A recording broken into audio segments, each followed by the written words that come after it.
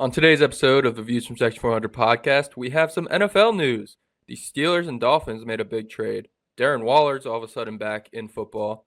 We also have Kirk Cousins calling out the Falcons for drafting a quarterback in the first round. And we have some winners and losers of the week, and we finish it with our 4 and 400 of the best sports coaches of all time, both real and fictional. It's going to be a great show, and we'll see you guys soon. And just like that, we're back.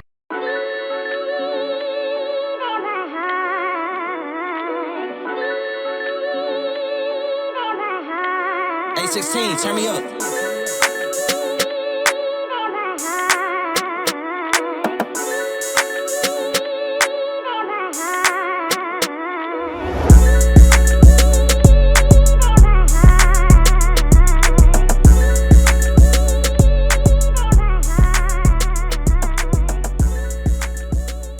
Welcome to episode 190 of the Views from Section 400 podcast.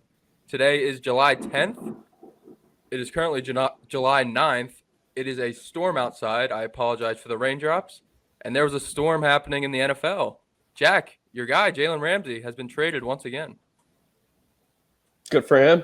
I'm happy for him. He wasn't going to win jack squat in Miami. So I'm happy he's going to test the waters with Pittsburgh. They haven't really been the epitome of success over, the past decade now, since Big Ben was actually leading them to playoff wins. But yeah, it's been a while since the Steelers were good. But I'm excited for what they've been putting together this year with Ramsey, Rodgers, DK. I mean, the list goes on. It seems like they're loading up. This is a make it or break it year for them.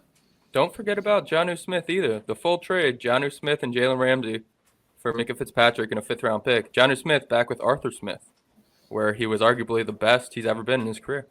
Yeah, Pat Freiermuth is punching the air right now.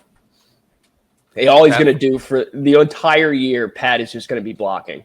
Oh, he takes the Kyle Pitts role, and Jonnu Smith rejuvenizes himself in the, if that's a word, in the Jonnu Smith role.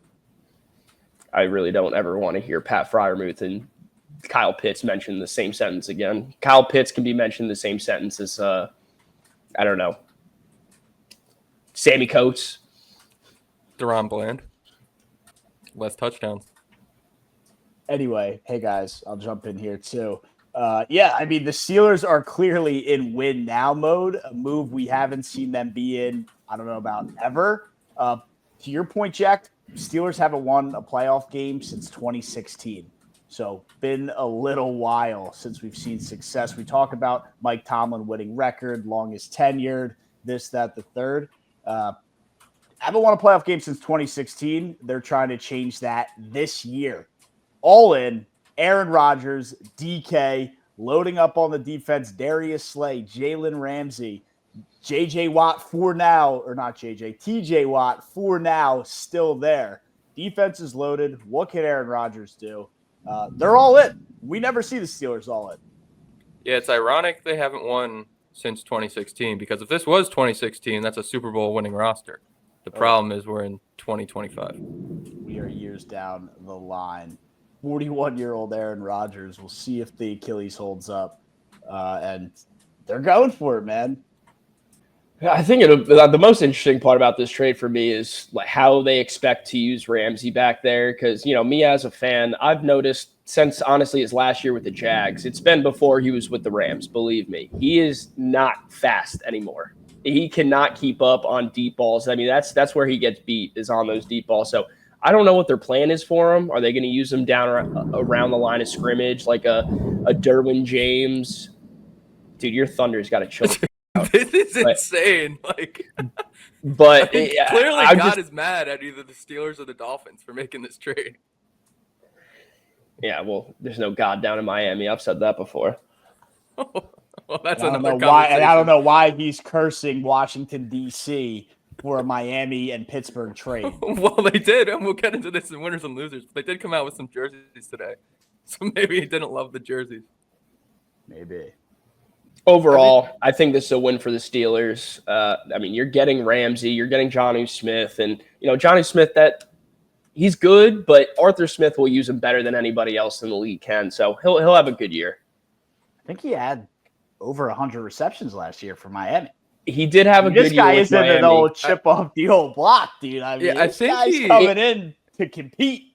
He had a good year last year, but that was more of a result of injuries. It was like an accidental Jalen Waddle. Yeah, Jalen Waddle was hurt. Tyreek Hill was hurt. I'm pretty sure he was like the guy for a lot of their games. Yeah. I mean, in Atlanta, he had 50 receptions, 70 targets. Last year, he had 88 receptions, 111 targets. So I don't know if you can replicate what he did last year, but like if you could find the middle ground there.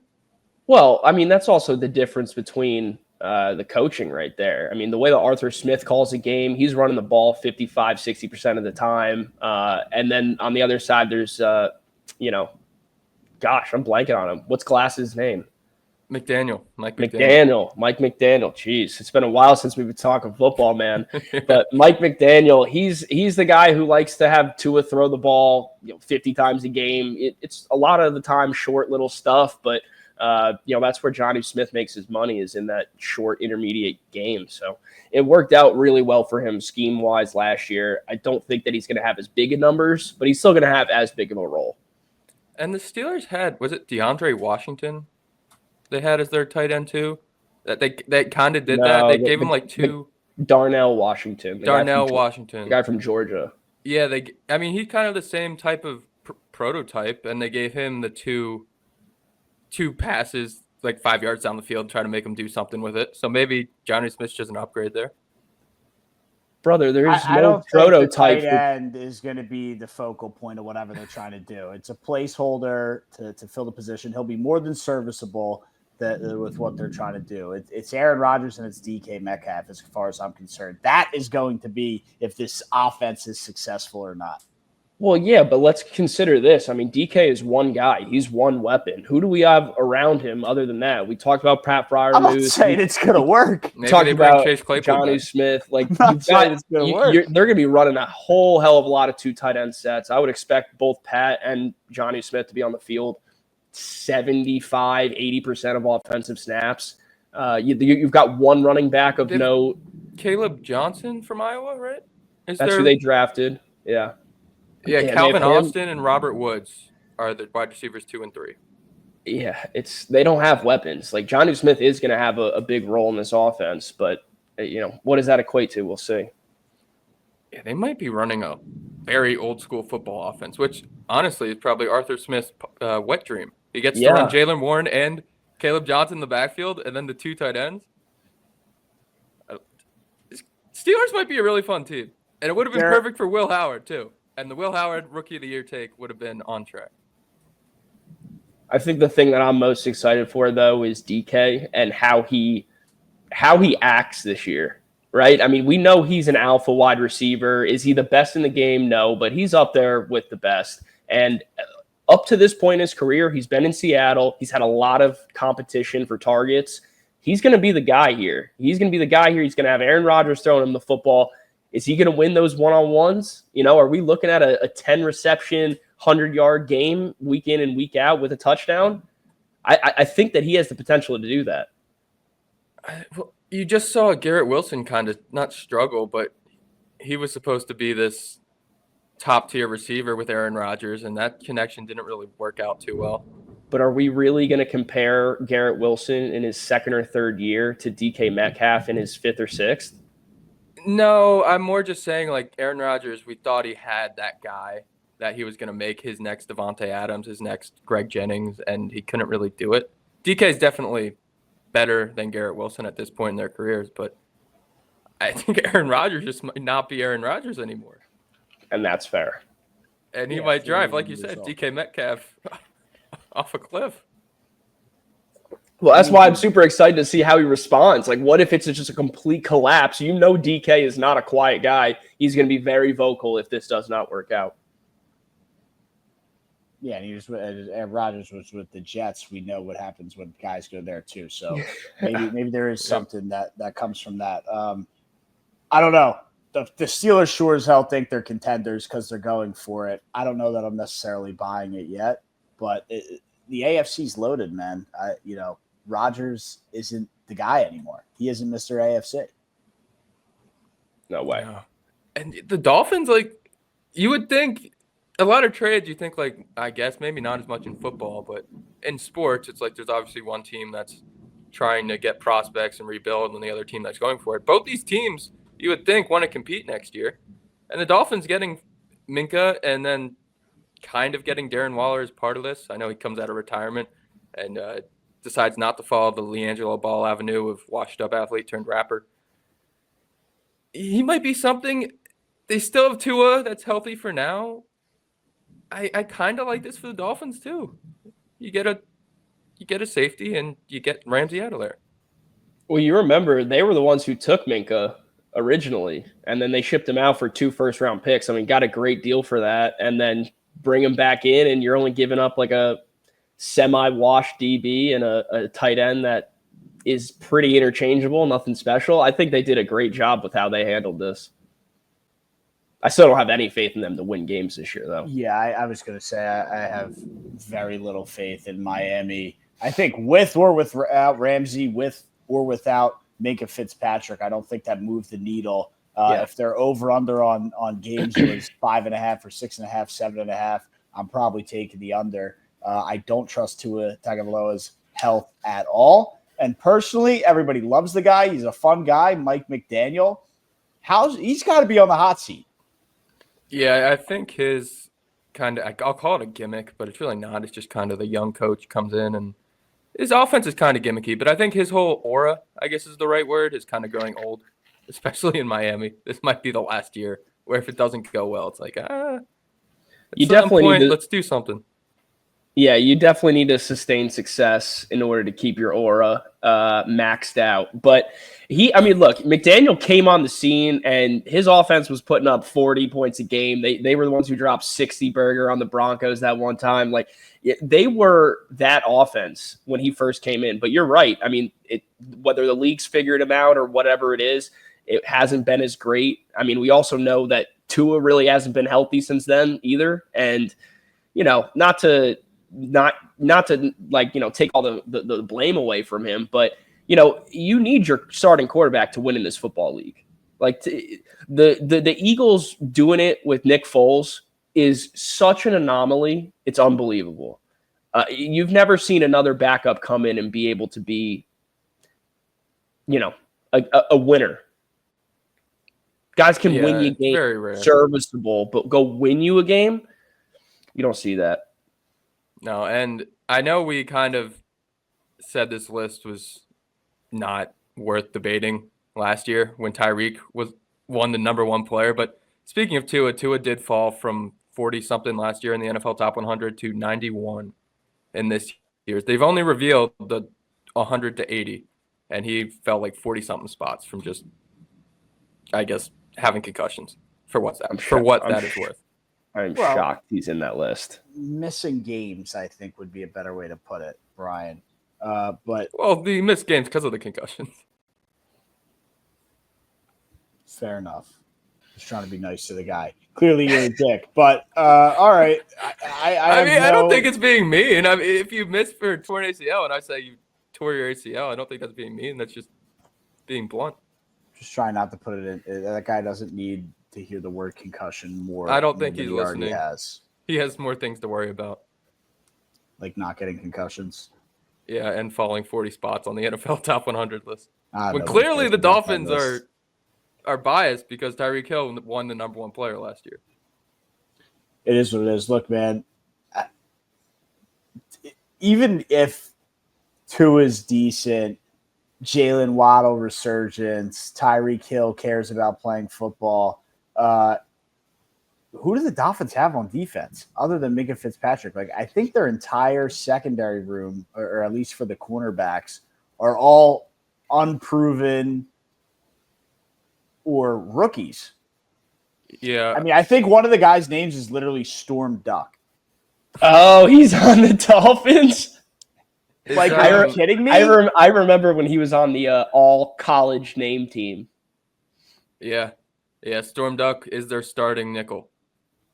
So, and again, is he a rookie? Undrafted, 2024 undrafted. So I guess he played in 1 year. I know. That guy's getting lobbed out there. The only Jason Marshall Jr. I don't even know. He's a rookie. Never heard of him. Kader Kahu. They got some defensive back. I mean, they have Jalen Phillips and Bradley Chubb still. Yeah. If they're healthy. I don't know. Jalen Phillips is coming off like a borderline career-ending injury that miraculously didn't end their careers. That didn't end their careers. So let's pump the on what they're going to be able to do this year.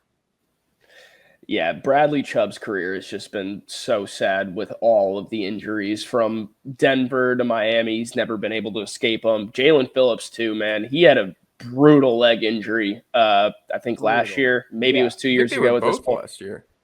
They happened at like the same time. Yeah, like back-to-back weeks or something. It was ridiculous. Yeah, no, Miami couldn't get out of the injury hole last year, but I mean, they're damn fine players. Got to see how they come back off the injury, but no, you're right. They're secondary. That's a huge concern. I remember them having our Auburn guy, Noah Igbehamane. Yeah, whatever you just said. I guess he's on the Commanders now. That's right. He's on the Commanders. That happened last offseason. And then your Giants got my favorite Dolphin. Oh, what's his name? I love this guy. He's their best player. Yeah, Javon Holland. Yeah, he was one of the Dolphins' best secondary players probably ever. And now he's in New York. So I don't know what the Dolphins have, man. They're gonna be an L of a team this year.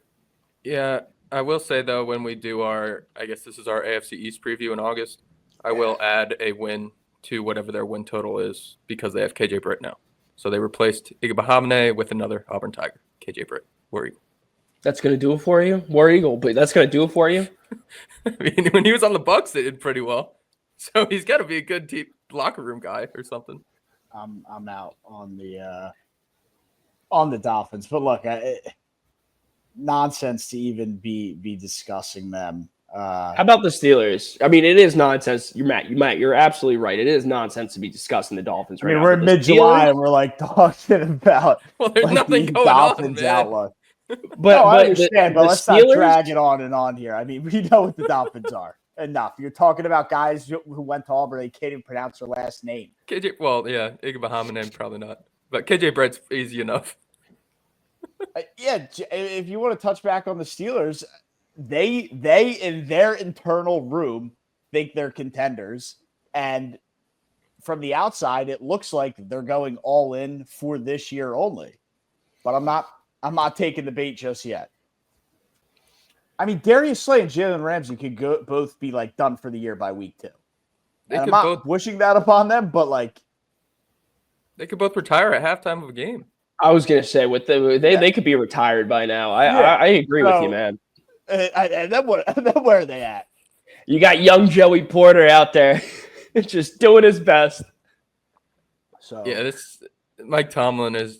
I would say he's in for it, but he's been dealing with these personalities and these seemingly washed up players his whole career, and he's winning 9 games every year. Not the playoff game, but he's getting his team to the playoffs every year. Well, that's actually where I wanted to go next. Was I feel like in the past I've been trying to, at least for the past few seasons, I've been trying to tear down the Steelers preseason, saying, "Oh, this has got to be the year they don't go 500 and don't make the playoffs." And they continue to do so, regardless of if it's Mason Rudolph at quarterback. So I don't know, dude. With Aaron Rodgers, I think it's almost a guaranteed playoff spot. Am I crazy for thinking that? I think it's guaranteed. I don't know that it's guaranteed with Aaron Rodgers. I want to see what he looks like after 2 years at the New York Jets. I need to see a sample again. I think he's regressed to Chad Pennington. Yes. I don't think you're crazy on the surface for the take, but you're a little crazy because of Aaron Rodgers. But yeah, the last thing I have on the Steelers, I was listening back because I thought of this comparison. When we did our AL East preview for baseball season, we talked about the Rays, and we were like, oh, there's really nothing there. They don't spend money, but they're the Rays. Will they actually be around 500 and make the playoffs? And I think, Matt, we both said kind of they'll be there, but they won't quite do it. That's what we do with the Steelers every year now, and I'm normally on the side that they don't do it, and then they do it. So with the Rays and the Steelers for the rest of the time, I'm just going to say they're going to be around 500, and they're going to be on the right side of the bubble to get into the playoffs. And that's how I'm going to view those two teams for the rest of my life. Right, but they're not going to do it. Well, I'd rather just say they will, because most of the time they will, and then when they don't, I can finally be like, all right, they didn't do it once, now they won't never do it again. Yeah, I mean the glaring stat of not winning a playoff game since 2016. So just recharging the entire team with old guys. Are they washed or not? I don't know. But shit, man, it's a physical league. It's a long season. Yeah. Tough division. Bengals, Ravens, Browns will beat Myles Garrett will I snap thought you were someone's just gonna leg. skip over the Browns. Myles Garrett will snap somebody's leg. I didn't want to include them, but I mean, dude, like who knows? Like it's still a divisional game on the road in Cleveland. Still a divisional game. Yeah, but then you got the Ravens and the Bengals. It's still a divisional game when they got to come to Pittsburgh and hear Renegade in their face 10 times. I've had enough about this. Okay, we can move on. We can quickly touch on another mediocre quarterback. Kirk Cousins is angry. He's in quarterback again. He said to the media verbatim, "I would never have gone to Atlanta if I knew they would have drafted a quarterback in the first round." To me, it just sounds like he's a non-competitive, whiny baby. And this is what happened to RG3 when they drafted him and they drafted RG3 and he won the job. So just be better and go win the job. Well, this is why I think for Kirk Cousins' next team, he's going back to the Minnesota Vikings when they realize how much of a fraud J.J. McCarthy is. So you're just saying F J.J. McCarthy. That's your takeaway from this. I mean, when I had to pick where I think Kirk's going next, the Minnesota Vikings made a lot of sense because I have zero faith in J.J. McCarthy. Yeah, I think that's actually a really fair take. I mean, if you want to just exclude Kirk Cousins from this for 1 second and just put J.J. McCarthy and Michael Penix up against each other, I know we're all. It happened, and we all lost a bunch of money. Brian, I'm talking about in the NFL. Here we are now. We're not dwelling on the past. I know. Yeah. I was gonna bring up the past and say I know we're all Huskies fans, so we're here for Michael Penix. But I mean, Brian, we don't need to bring up Michigan and Washington. Like that has no relevance. Michigan might have won that game, but I believe Penix still outperformed J.J. McCarthy through the air. In terms of maybe yardage, yeah, but I mean, it was ugly. Penix also didn't have a clean pocket the whole game. I was gonna say, like, that's not fair. You want to put Penix, you want to switch Penix and McCarthy for that championship game. We're doing the whole Jalen Hurts hypothetical again here with JJ McCarthy. Is that what we're doing? You started it, brother. You started it. What's the Jalen Hurts hypothetical? If you put Trevor Lawrence on the Eagles, does he win the Super Bowl? If you put Jalen Hurts on the Jags, do they do much? That whole thing. Where you knock the quarterback that wins because he seemingly doesn't do enough on the stat sheet. Right. No, what they can't do is take away the ring. Yeah, you can say that about J.J. McCarthy too. Now we're going to talk in circles. No, you're talking in college. All right, no, back to Kirk. The other team I thought maybe in division trade because we love to see the in division stuff. Maybe the Saints, like if their defense shows up and is elite. I mean, dude, they have the rookie out of Louisville. It's like chucking balls on the ground to the combine. They want some kind of veteran presence at the helm, which we saw it with Drew Brees all those years, and then right into Derek Carr. Maybe makes sense, but Jake Hayner's probably their veteran presence in that locker room. Yeah, I don't know. I just threw the Saints in there as a flyer, but who knows? I mean, maybe it just gets swept under the rug and he keeps trucking along. But I don't know, Brian. Was that you set the line, or I don't know who set the line for 16 and a half games started in NFL for the remainder of the career. Other than if he continues to play, I mean, he's 37 years old. I don't think there's been major signs of physical decline. Maybe athletic ability and to perform well, maybe, but he's still going out there. He threw for 500 yards last year in a game. Exactly. I got his stats right here. Those games against the Bucks were so much fun last year. Yeah, I mean, you threw for 500. That's why you always build a roof. You build the roof, and Kirk Cousins start for 500 yards. Makes for a better product. He started 141 of 145 possible games from 2015 to 2024. He did miss significant time in 2023, but teams like durability, veteran durability. Someone will like. I mean, I don't know. I think if Cousins goes to a team that needs a quarterback that isn't necessarily in super win now mode, but like just needs someone serviceable for 2 to 3 years, the bottom line I'm trying to get to is I think over 16.5 is hitting.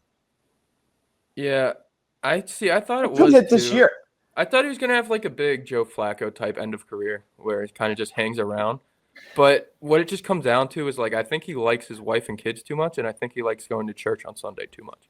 I don't think he's gonna be 40 years old playing football, and I don't know if he gets an opportunity to start in the next like 3 years, unless he goes to the Saints, like you For said. what Kirk was, I mean, 18 TDs, 16 interceptions, over 3,500 yards last year.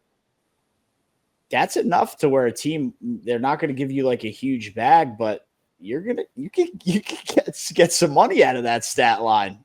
Yeah, Or I season don't know. stat line. See him You signing could. a 1-year deal somewhere. You're saying, like a team is like, all right, we really need a quarterback. Let's throw a flyer on Kirk. Out there. Yeah. Yeah. 1-year deal, but I'm slamming the under on 16.5. I think Kirk Cousins, honestly, after last year, we saw him come back. What was it, like week 4? He was like immobile back there. And I'll put the asterisk out there. If retirement doesn't come to play, if he stays in the league, because again, like he could just be a backup, but if he's in the league, still playing, still trying to. I think that's part of the question. that is part of the question, isn't it? What Yeah, is? it's like will he play long enough / start for long enough? It's a whole hypothetical. You can't put an asterisk on a hypothetical. Oh, well, I just did. So what are you going to do about it? Nothing. You're going to sit there and take it. I mean, you're kind of ruining the whole point of it, but sure, go That's ahead. what I Yeah. do. I'm If he doesn't get disruptor. injured and if he doesn't retire until he's 50, yeah, he'll play over 60. I didn't say injury. I said retirement. So now All you're right, putting words in my mouth. All right. Well, I just want to finish. I'm making an example of how ridiculous it is to put asterisks on Oh, hypothetical. Go ahead, Jack. I would love to finish my take, but ahead. under 16.5, he's not going to get another contract outside of a short 1-year deal where it's going to be like hey, let's see if you can do it. I don't think he's going to have a backup career like Flacco. Flacco's gotten in way more than the average backup. He's probably going to be a starter this year. Kirk Cousins doesn't have much of a chance. He's gonna, whether it's with Atlanta, the Vikings, the Saints, it's gonna take somebody to get injured, and then he comes in for 8 games at the most in a season, and that's all we hear from Kirk Cousins. He's pretty irrelevant at this point. He's going to start 14 games this year. For what team? He's on the Falcons right now, is he not? Michael Penix is going to start 14 games for the Falcons this year? Wait till Penix goes down in training camp. You'll see. If that happens, you win. It's fine. It's completely fine. And then you never know with Penix, man. He's got a lot of injury True. history. Yeah, Little fracture to those ribs. Under's a lock. Hammer it. I am. All right. Well, I think I know Matt's answer to this next question then. If he thinks Penix is going down in training camp, are the Falcons a postseason team? Well, with you our already guy? know how I feel about the Carolina Panthers, but the NFC South isn't particularly good at all. So I think that does help Atlanta's case for whatever that's worth. I don't even remember Penix last year, which doesn't help them out because I think he was inconsistent in the limited time he had. I know they were racing towards the playoffs at the end of the year because of how bad this division is. Unproven. The defense, too, like, what were they? A very average defense last year. If they were lights out, They were bad. maybe They were he's really got bad. a shot, but middle Did of you? the pack at best. What, 40 points to Bryce Young's Panthers in the season's Yeah. final game? So, Yeah, In a must-win? Their defense was bad. It was so Yeah. bad that when it came time for the draft this year, Oh, they you went. loved their draft. I forgot about this. I loved their draft based on their season last year and what they did. They had a terrible defense last year, as we've been talking about, and the main reason was because they had zero pressure. They had nobody getting after the quarterback. What do? They go and spend their first round pick on an edge rusher, and then they trade back up into the first round and get a second edge rusher. Now, listen, I don't have a great grade or analysis on the 2 edge rushers they took. I really don't know how it's going to work out for them. But just looking at that from an outside perspective, saying you guys need pass rushers, I thought that was a great first round for them. Yeah, 2 SEC guys too. So you're going to love them even more. So James Pierce Jr. and Jalen Walker. Yeah, the Aggie and the Bulldog, right? Bulldog and Tennessee, 2 college football playoff teams. Oh. 2 teams that won a game in the college football play. Or did Tennessee win a game? Or did they get blown out? They got blown out. That's what it was. By Ohio State in the first round. Yeah. 12 teams inflated. But asterisk doesn't count. Asterisk. Michigan. It's what it is. Anyway. Oh, I'm with you. To finish out what I was saying, the Buccaneers still exist in that division. I think this division is a 1 playoff team type of division, and the Buccaneers are going to get it probably. And if the Panthers surprise some people, they're right there to get it before the Falcons do. I truthfully believe that. So, but nah. Panthers delusion bias aside, the Buccaneers are winning this division. I've got a little bit of faith in Atlanta. Not enough to pick them as my division winner, but I do think that they've got a young, explosive team that they're only going to get better and better. I don't know if their window really opens this year. I'm going to go ahead and say they don't make the playoffs, and next year they will win the division. We'll see, though. Yeah, I actually think there's a solid chance they do, and this is going to surprise you guys, but I think the Commanders are going to be worse next year. Let's not forget they won 12 games, so they're probably going to be worse. I don't think the Cowboys are going to be good still, and I don't think Seattle's going to be around. And then I don't think the 49ers and the Rams are both going to make it, so that leaves some space. And Atlanta might just be around 500 and be good enough to be better than a Seattle or a Washington. It's Kyler's year. Commanders, Kyler in year 7. Jaden Daniels, sophomore slump. They got to go out mid-year and get Kirk Cousins to bring him back and save the season. I mean, I don't know if they would like that, but he would definitely like that. Oh, my God. You like that? Kirkwood. You know what I do like? I like some winners and losers. Sam. He hate him. All right, winners and losers is, as always, presented by our good friends at SeatGeek. SeatGeek is the official sponsor of the Views from Section 400 podcast. I think I want to go to a concert soon. Not really sure which one. I think Adam Sandler might be touring. It's not a concert, Brian. He has songs. Either way, I want to go see a concert. I'm going to go to SeatGeek and use code ViewsFrom400 at checkout. I get $20 off my first purchase. SeatGeek is the best app. We all use it. They're one-of-a-kind system. Shows you the best deal, best bang for your buck. It's the best app out there. We love SeatGeek. Code ViewsFrom400. That's ViewsFrom400 for $20 off your first purchase. Jack, what is your winner of the week? Stalling to buy time. I didn't really have a winner of the week. I've got a loser. Called it. I freaking called it. Okay, loser of the week. Then I did come prepared with a minor. Bang! That under 8 p.m. is looking red hot. I came in with a minor win of the week. It's gonna be us. It's gonna be the boys right here from Section 400. Wow. 4 and 400s are back. We got our first one out there on the social medias the other day, and it was a great post. We got a lot of people back engaged with the content, and that's what we do this for. We like talking sports with the fans, with each other, and I'm just happy that we got a little more engagement now. I appreciate the plug for the brand. I applaud the save effort. I would have given you full credit if your winner of the week was Matt for winning the first 4 and 400. You at least need some kind of winning with a winner of the week. The brand won, yes, but the brand won. Okay, it would have been better if you plugged Matt, who I now won too. Matt, who is your winner of the week? And it can't be yourself for winning the 4 and 400. No, we'll keep that as an honorable mention, but and it's tough for me because I'm usually not a big Penn State guy, but I got to give them their flowers. They secured Gavin McKenna, the number 1 hockey stud, 17 years old, so he'll be going there next year for his freshman year. He's an immediate impact player in the NHL. They give special vouchers or special, maybe they call it, I don't even know what they call it, but in the OHL, you got to be, I think, 16, which is the main Canadian league. It's where all the young guys, young prospects play.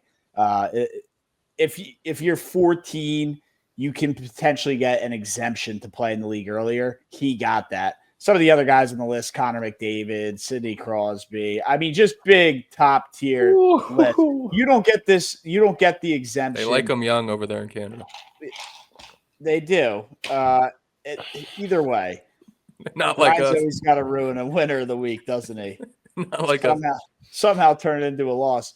But either way, you got to give Penn State their flowers. And if you really don't want to do that, you could give NCAA hockey a win of the week, because most of these guys would just stay in Canada. I think there's some weird thing where they opened it up to NCAA. So a lot more talent.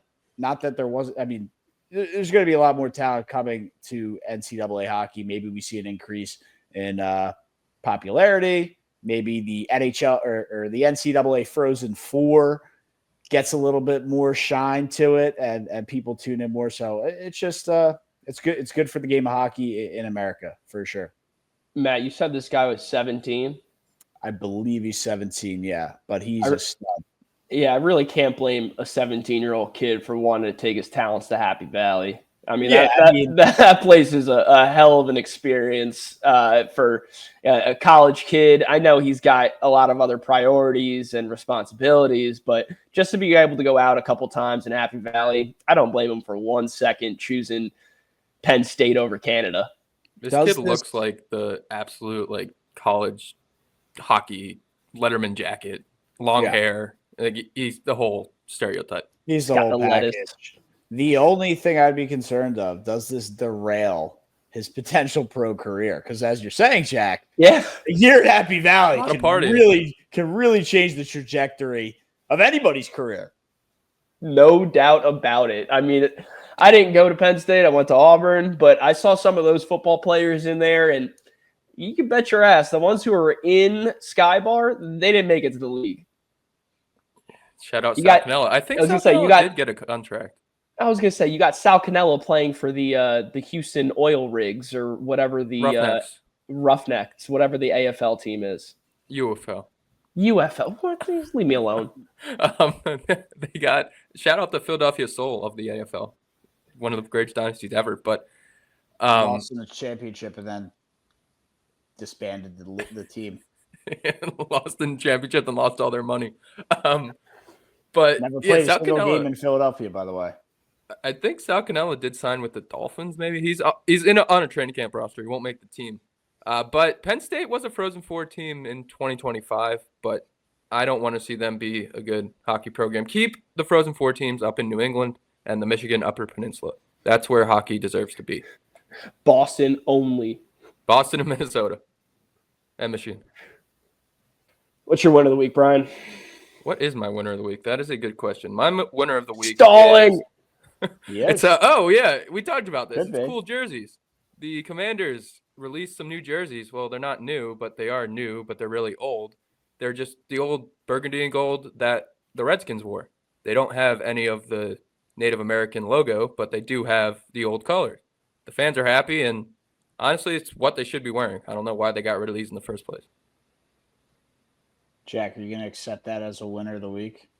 I mean, it's pretty weak, but definitely on the Have you seen the jerseys? I mean, I'm a jersey guy. I talk about aesthetics on this program at least once a week with the cameras. More than you should. Yeah, and I like the jerseys. The Commanders, the Washington football team is supposed to wear burgundy and gold, and lately it's just been burgundy with a gold W on the helmet. The jerseys are fine, I guess.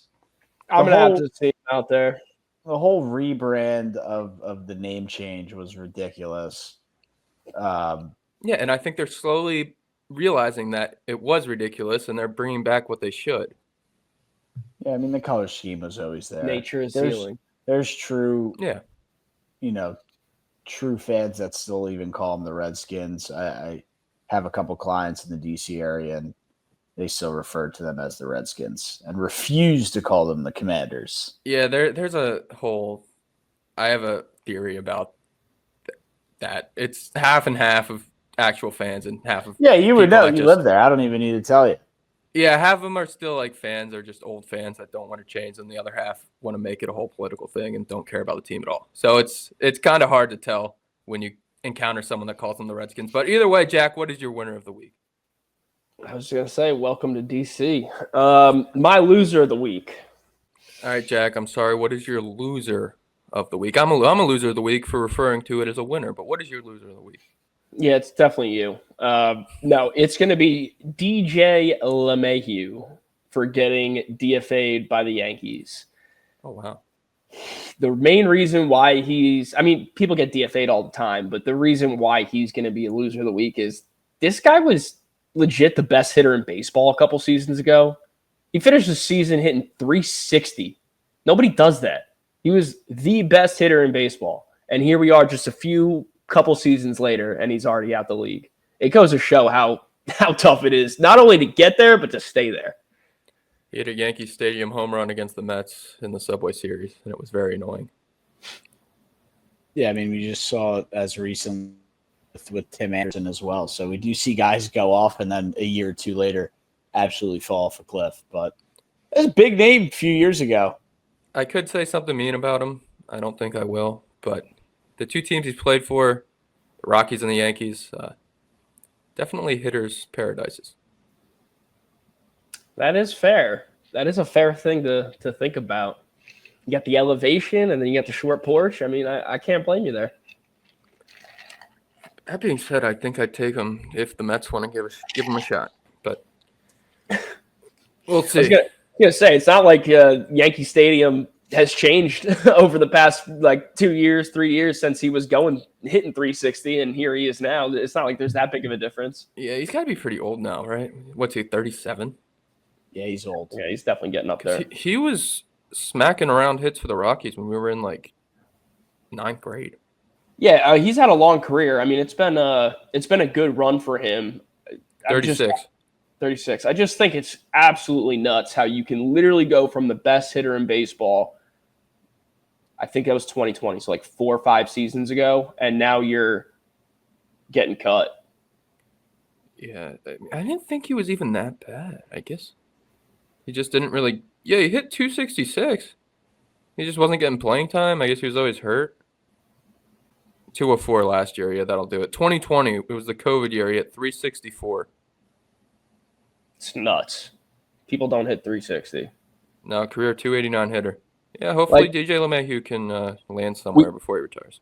We just heard Matt talking about it on the last pod. Trey Turner is leading the NL in hits. He's got the best average, and what's he hitting, 3? Not the best average, but he does lead. 309? Yeah, it's not the best in the National League, but he leads the National League in hits, and he has an average that supports that, and he's batting over 300. 298. He went 0 for 5 today, so that fell under 300. That fell But under 300. All right, we lost Jack for a second there. I think the Thunder must have reached him, and maybe he might have lost power or his computer blew up. But either way, Matt, what is your winner of the week? Loser of the week? I can't speak. Yeah, so we already went through the winners there, but my loser of the week is going to be the Big East Conference. They signed a 6-year media TV deal with ESPN, who used to hold the rights before they were on Fox and Fox Sports 1. But maybe some people like the move, but man, Big East basketball on Fox Sports 1, Bill Rafferty. How about those onions? I'm going to miss it, man. I think that's a big L for the Big East. Yeah, there is a part of me that's going to miss it. I'm going to miss Bill Rafferty. I'm going to miss Gus Johnson on the calls. It was electric. Like you said, it was on ESPN before, and I feel like the Big East was at its best when it was on ESPN. It still was at the full amount of schools were in there. You had the Kemba shot on ESPN. Right. I'm torn here because I feel Fox definitely does deliver a better product. They do. Watching Auburn on SEC Network every Tuesday kills me. But there's also the fact Fox doesn't really have an app, and I could watch these games now on the ESPN app. Maybe some will be on ESPN Plus. So yeah, they said that you're basically going to be able to watch every conference game. At least I'm assuming for the men's and the women's, at least for basketball. Now, maybe it goes all the way down to rowing or crew that you're able. ESPN, I do agree, is a much broader platform to streamline collegiate athletics. So you'll get that, but unfortunately or fortunately, it doesn't apply to me. I only care about Big East basketball, and Villanova Hoops is on Fox Sports 1 pretty much every week, at least twice a week. And I love the product they put out there. I got used to it, and sure, I get it. They were better when ESPN, that was back in the day, but it's a different college landscape now. You have NIL, you have these mega conferences in the SEC and the Big Ten. The Big East is still fine. They're there. UConn won 2 out of the last 3 national championships, for crying out loud. So it's completely fine, but I don't know. Yeah, the top of the Big East is still fine, but it's not as deep anymore. It's not as deep, which, okay, it never was it wasn't all 14 teams were that good. It was like the top 6, top 7, which now it's like the top 4. Yeah, I don't know. St. John's, UConn, Novo should be much better with Kevin Willard this year. Providence is there. Who knows what Georgetown does? Probably nothing. DePaul sucks. We all know that. Seton Hall's there. I mean, look, I get it. It's not the SEC. Marquette. I mean, and Marquette. There's nothing that's the SEC, Brian. So can you? No, I just with the Big East, I just always go back to like those UConn 8 seeds. I think the second time they won, they were a 7 seed, and then like Villanova not being at the top of the conference but winning the conference tournament, and then Pitt would always make the runs. I don't know. They always seem to be that dark horse, and like I think in the conference tournament this year, you had DePaul go to the semifinal, and you're like, well, DePaul stinks, even if they somehow win this. And you had Georgetown win it a couple years ago, and then they got blown out as a 12 seed. So it's not the same there. But suffice to say, I will miss the product on Fox Sports 1, especially because Dickie V can't really speak anymore, and I'm sure he'll be on a lot of these games. And ESPN Plus has the Big 12, and now you have some of these Big 12, like 4 Kansas versus 10 Iowa State, stuck on ESPN Plus. And I'm sure that's going to happen to the Big East, and that's going to annoy a lot of people. Yeah, it's just I don't know. I feel like it's going to annoy me more than I'm going to like it. So that's why it's a loser for me. And where does Fox and Fox Sports 1 go from here? What conference are they carrying next year? For basketball, at least. Well, they have – what do they have? They don't have the SEC. They don't have the Big 10. They don't have the Big 12. They don't have the Big East. What else is there? There's no more Pac-12. Does Fox Sports 1 not carry a college basketball I guess conference? Not. Even if you want to go to like the Colonial and it's the best one. Yeah, CBS has the Patriot League. They have the Colonial. They have the the Missouri Valley League. The Horizon League. The Horizon League's on ESPN. I don't think Fox has Ohio Valley's on ESPN. I don't think Fox has a league. Although they have the Big Ten for football, so I guess they just focus on football. Will they get a couple Big Ten conference games? Probably not, because CBS is like really hardcore about that because they have the whole Big Ten network too. Right. I don't know. It's a good question. But if they're just absolutely gutting the college basketball side of Fox and Fox Sports 1, I think that's a bigger L than the Big East leaving. Yeah, maybe they're preparing to see it go completely would be horrific, a tragedy. Yeah, Bill Rafferty's not getting any younger. Well, he's still on the CBS games too. He's allowed to be fluid. Yeah, but he'll be, you won't get as much of him as no, you won't. You won't get him on Tuesday nights at a random game. You won't, which is electric. Yeah, that's very sad to see. So it is what it is, but I don't know. All right. Well, looks like we have Jack back in here. So I will give out my loser of the week, and then we will – or, Jack, you have any thoughts on the Big East moving to ESPN? No, I was kind of hoping you'd be done with your loser of the week. Okay. I'll go to mine, and then we'll do 4 and 400 real quick. You might call this one boring again, but it's going to be – my loser of the week is creativity. The 2K covers suck. Which 2K cover? The 2K26. The new He just SGA dropped one? today. The SGA one, he's just dribbling. The Angel Reese one, which we don't need to get into her being warranted to be on there, but also she's just dribbling a basketball. The Melo one's kind of cool. Like he's just showing off the New York. Well, I had a problem with that. Why is she on a 2K cover? It's like the Legend Edition. Yeah, they always do like a Legends cover. Oh, I'm aware of what they do. Why Melo him? as the legend? I don't know. It's probably his turn. He had a legendary career. He has the most gold medals. Well, he's tied with KD now out of any men's basketball player. Did he Scored have a lot of points? Did he have a legendary career though? He's a Hall of Famer. I know the Basketball Hall of Fame isn't really the same as the other Hall of Fames, but he's in the Hall of Fame. But my loser of the week is because it used to have the cool action shots. Like with the other video games, now you have Madden. Saquon's doing the hurdle. Sorry, Jack. He's doing the hurdle on the cover. And then SGA, he's dribbling a basketball. They don't care anymore. They probably AI'd find me an action shot of Shai Gilgeous-Alexander, and that's what they got. It's terrible. I don't know why you're apologizing to me about the Saquon cover. Well, it was against your Jaguars. Says who? Says history. I don't see it on the cover though. That's the angle you're taking. Well, Yeah, history remembers the winners. They don't remember the losers, but I remember the losers. There's no Jaguars on that Madden cover. Well, they didn't want. Yeah, okay. You got me there, I guess. But either way, it's terrible. 2K be better. Look, they're never going to be able to replicate what they did in 2013, so we might as well just stop asking.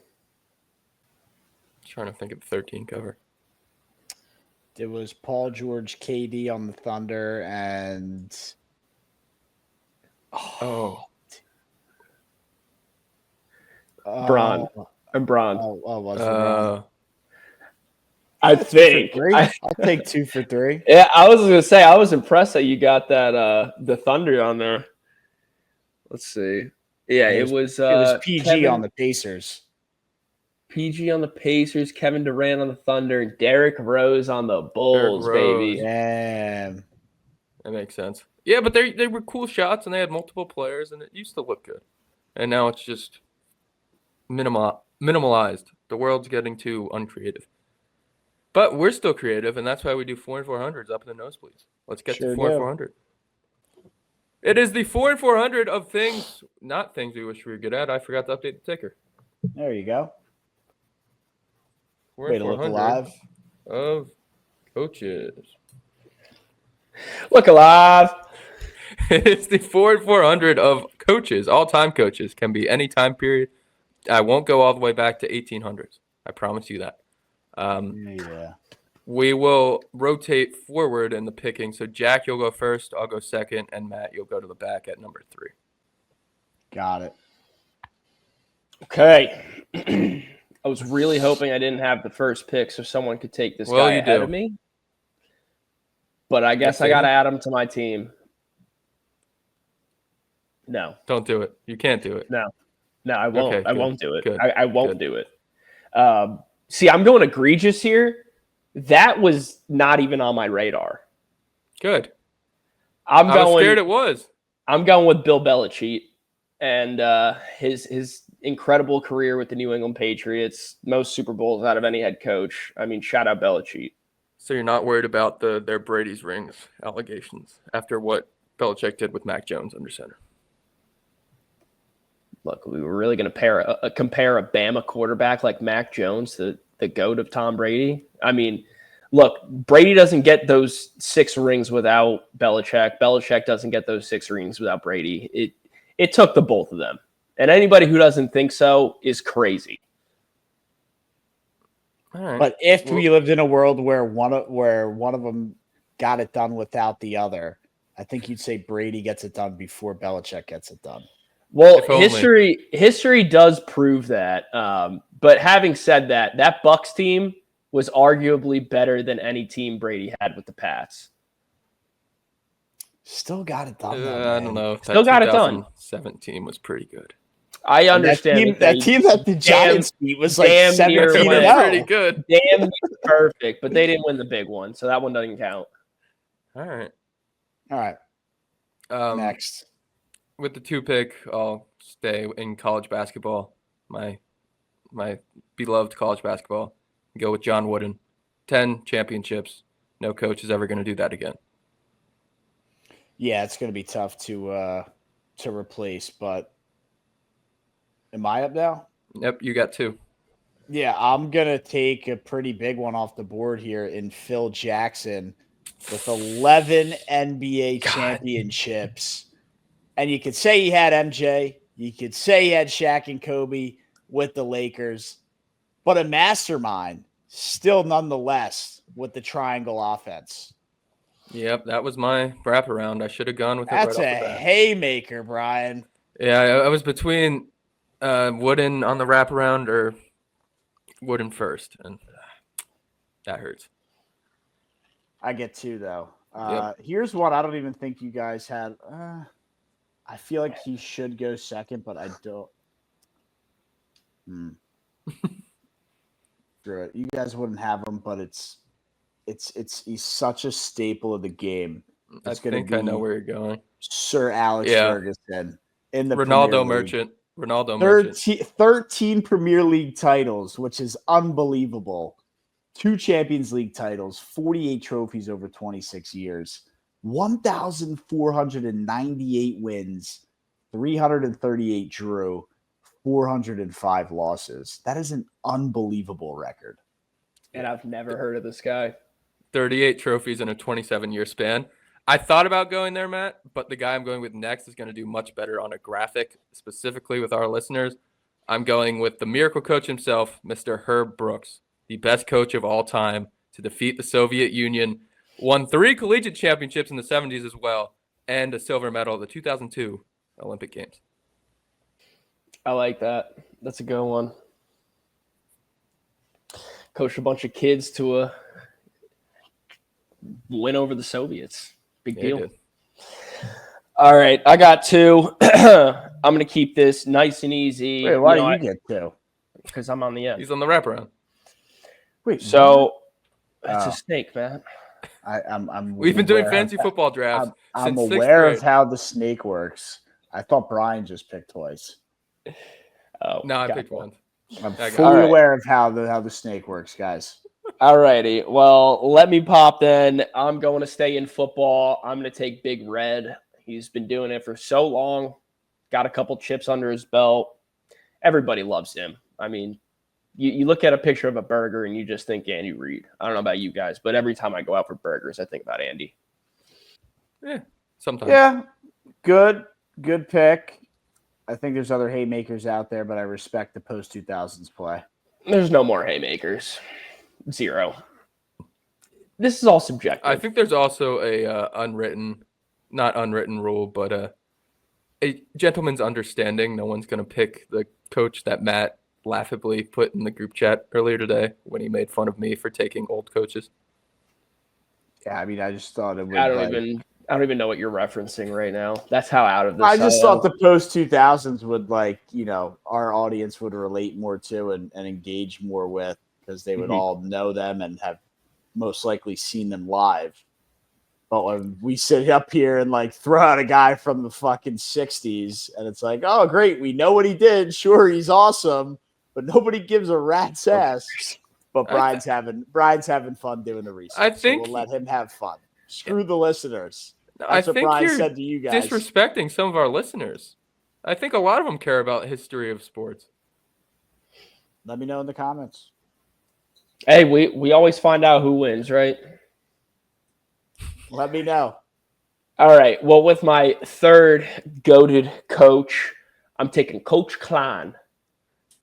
Huh? Coach Klein from the Waterboy. And you were the one talking about seeing Adam Sandler earlier. It didn't register in my head. That's actually really good. Coach I Klein, didn't even think with that of notebook. Fictional coaches. That's a good pull. Well, after I didn't do anything off of the sports path for the last 4 and 400, I figured I had to get a little creative with this one. Yeah, no, that's really good. You caught me really off guard there. Now I got to think of fictional coaches I might want to put in here. Coach Klein. Mama says football is the devil. I got one for my 4th round pick. Now I just have to decide on my 3rd. My upper is Brian up. I feel like I haven't gone in a while here. I'm up. Well, we had the whole debate about snake drafts that took up a while. Maybe less than 10 seconds. Yeah, I feel like I have to take a really old guy just because of that other thing that took up a lot of time. I'm going to take Connie Mack, Philadelphia A's manager for 50 years, won 9 pennants and went up against the Yankees, the great Yankees, and still managed to come out on top until he couldn't anymore. Connie Mack.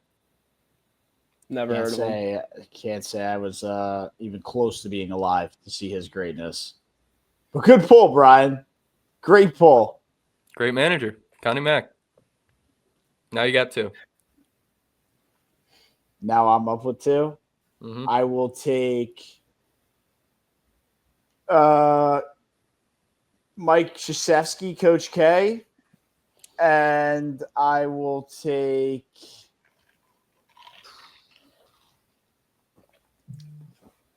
I know the NFL career wasn't there, but Nick Saban in college was unbelievable. You guys won't like it, but I got to throw a little Roll Tide up in the 400. Ew. Yeah, I figured if there'd Matt. be one person to take Nick Saban. I mean, when you take the blinders off, 7 national titles, 292-71 record, 804 win percentage. Again, like I said, take the blinders off and appreciate greatness. I'm done. No. I'm not. You don't have to. All right. Well, I knew you guys would like that one. I'll bite with the fictional coaches. Coach Marty Daniels from Blue Mountain State. Now that's a guy who gets his players. Big locker room coach. Big locker room coach. All right, finish us off. Finishing guys off. This is a personal one. Wait, hold on. Do not say those words ever again. Finishing you off. Ryan, I could be talking about a katana to your neck. You're the one who's making it sexual. And Brian, don't forget that. Matt perked up too. He smirked. I left because you left. And it also you. was a crazy, crazy phrase. Yo, how about you guys think more along the lines of I wasn't going to say Mortal anything. Kombat? Brian's Finish the one that got him. fired up. Well, see, I had the joke in my head about whoever the Cougar was in Blue Mountain State finishing off Daniels and the players, and then that whole thing. But I couldn't think of her name, so I didn't say the joke. Get your head go out of the ahead. gutter. It's always in the gutter, especially on this show. Clearly. So get back to it. I'm going to finish off this Views from Section 400, 4 and 400 with a personal favorite coach, the one who broke the great curse. It's Terry Francona.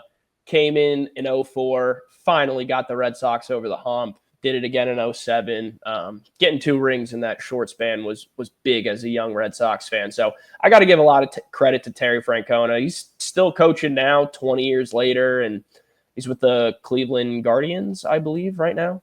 No, he's not on the Guardians anymore. He's with the Reds, I believe. The Reds. Yeah, the Reds. Reds. I think the Reds. I could be wrong. Yeah, he's bounced around since his time with the Sox, but just a great coach. I remember when he was, reeling in Manny and Poppy and Pedroia and all the boys and Pedro especially. I mean, he was able to talk about a Mike Tomlin, who just tries to wrangle in all these big personalities and trying to get them focused on one goal, win a championship. He was able to do that in 04 with the Sox, and always been a huge fan of him ever since. Really thought you were going to go Doug Marrone there, but Terry's a good pull. Doug's the best that we've had, but that ain't saying much, Brian. I was going to say go in the fictional route. I'm surprised nobody went with the Denzel Washington from Remember the Titans. I couldn't think of his character name. Yeah, him and the white guy. The coaches. They killed it. Studs. Yeah, I tried to think of other fictional coaches, and I couldn't think of any of the names. I like you guys ever see Friday Night Lights? I like that coach. Yeah, that's a good one, but I don't remember his name. Not really funny enough to warrant a vote. Let us know who won. Yeah, wait. Let's get the who picked first here. Jack, you were first. I did. What are your 4? I got Bill Belichick. I got Big Red Andy Reid. I got Coach Klein, and I got Terry Francona. Tito. All right. And then I had the 2 pick. I went John Wooden, Herb Brooks, Marty Daniels at 4, and Connie Mack at 3. I went Phil Jackson, Sir Alex Ferguson, Coach K, and Nick Saban. Matt's gonna win again, dude. The only one of your 8 picks between you two that I'm a little bit jealous I didn't have is Herb Brooks. The rest of them can go kick rocks. What about Marty Daniels? Don't care. No? My fiction. John Wooden, 10 championships? Yeah, let's bring up James stats Naismith from on the list. 1960, Brian. You know I love those stats that came around 40 years before I was Yeah, born. see, I into almost this put earth. James Naismith on the list, but I knew you guys would really hate that one. He invented basketball in the 1800s. But then he had a losing record at Kansas, so I couldn't really do it. You gonna put Lombardi on there too? It's the only here's a stat for listeners that are still listening. Thank you if you are. Naismith is the only Kansas coach ever to have a losing record that coached more than 6 seasons, and he invented the game of basketball. Thank you for Pretty your wild. contributions.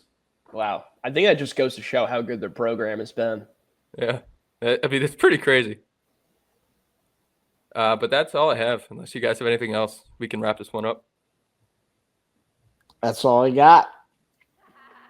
The lack of loyalties. Build the roof, Baltimore. Sorry, go ahead, Jack. I'm fine, Brian. Build the roof, I guess. Build it!